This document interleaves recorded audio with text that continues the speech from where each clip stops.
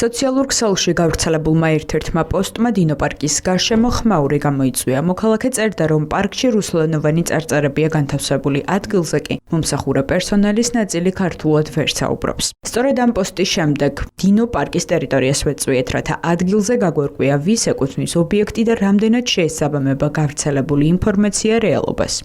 პარკის აუაროს თანამშრომელი ჩვენთან საუბრისას ამბობს, რომ დინოპარკი რუსულ კომპანიას არ ეკუთვნის და მისი მფლობელები ეროვნებით მოლდოველები არიან. მოლდოველები არიან, მე პირადად აფხაზეთიდან ვარ, ჩემზე მეტი ვის უნდა დაეშავებინა, მე აფხაზეთიდან ვარ, ჩემი ძმა ვეტერანია, ომის ვეტერანია. თვითონ ესენი არიან მოლდოველები. მე ასე ადამიანად არ მიგუძვია თავი, იდეალური ხელფასებია. სამჯერად იკვება მაგ. ასე კარგად ჯერ არ მიგუძვია ქართველ დამსაქმებლებთან თავი.